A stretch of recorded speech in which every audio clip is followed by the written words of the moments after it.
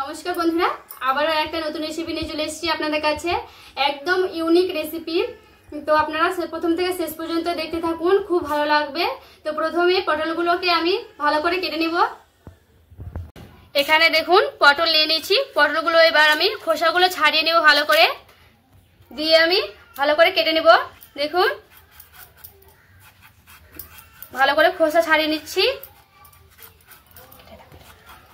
দেখুন পটলের কিন্তু খোসা আমি ছাড়িয়ে দিয়েছি। এবার এইভাবে একটু একটু করে কেটে নেব। দেখুন এইভাবে আমি চার সাইডে একটু একটু করে কেটে নিচ্ছি। দিলাম চারিদিকে, এই যে দেখুন একটু একটু করে আমি কেটে নিচ্ছি, দেখে বুঝতেই পারছেন। রেখে দিলাম। সবগুলোই পটল আমি সেম ভাবে কেটে নেব। সেম ভাবে সব পটল আমি কেটে নিলাম। দেখুন এবার আমি ভালো করে ধুয়ে নেব। সবগুলো পটল আমি ভালো করে ধুয়ে নিয়েছি। কড়াইয়ে তেল দিয়ে দিচ্ছি।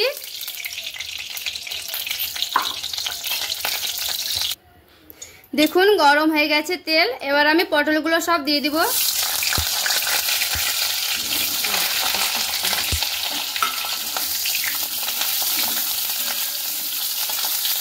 দেখুন হালকা কিন্তু লাল লাল হয়ে গেছে, অত বেশি লাল করতে হবে না এটা। এখানে আমি আদা থেতো করে রেখেছিলাম, আদাগুলো দিয়ে দিচ্ছি, কারণ ভালো করে কষানো হবে, আদার গন্ধটা কিন্তু বেরিয়ে যাবে তার জন্য। এবার আমি সেই পটলে দুধ দিয়ে দিলাম। দেখুন দুধ দিয়ে হালকা করে আমি নেড়ে নিচ্ছি। এখানে আমি জল ব্যবহার করব না, এখানে আমি দুধ দিয়ে দিচ্ছি। দিয়ে এবার আমি ঢাকা দিয়ে দিব সেদ্ধ করার জন্য পটলগুলো। এবার আমি মশলা করব, সেগুলো একবার দেখে নিন। এখানে নিয়ে নিয়েছি, দেখুন দেব কাঁচা লঙ্কা,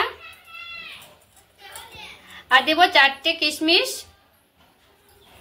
আর দেব আমি এখানে নারকেল কুচানো করা আছে, সেগুলো আমি দিয়ে দিব। এখানে কটা মগজ দেব, এখানে 1 চামচ পোস্ত দেব। এবার আমি জল দিয়ে দেব। এবার পেস্ট করে নেব।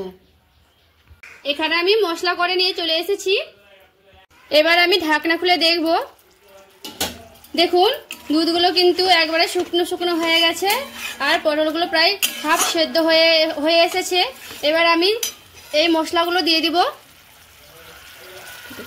এবার আমি মশলাগুলো দিয়ে দিব পটলের ওপরে। এখানে মশলার পেস্ট করাগুলো দিয়ে দিলাম। এখানে আমি আর কোনো রকম জল ব্যবহার করলাম না। এবার আমি স্বাদ মতো লবণ দিয়ে দিব, আর দেব পরিমাণ মতো হলুদ। এবার হালকা করে নেড়ে নিচ্ছি।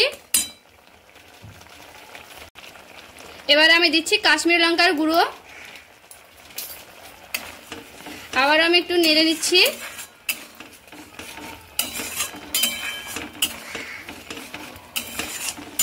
এবার আমি দিয়ে দিচ্ছি ওপর থেকে গরম মশলা গুঁড়ো করা, এটা গুঁড়ো করে নিতে হবে। আর দিচ্ছি স্বাদ মতো চিনি, চিনিটা স্বাদ মতো দিতে হবে। আমি চিনি দিয়ে দিলাম। এবার আমি হালকা করে নেড়ে আর একটু সেদ্ধ হওয়ার জন্য ঢাকা দিয়ে দিব। ঢাকনাটা উঠিয়ে দেখবো। এবার দেখুন শুকনো শুকনো হয়ে গেছে, প্রায় হয়ে গেছে আমাদের পটলটা রান্না। শেষে আমি ঘি দিয়ে দিচ্ছি। নিরামিষ এই তরকারিতে ঘি দিলে খুব সুন্দর সেন্ট হয়, আর খেতেও কিন্তু খুব ভালো লাগে।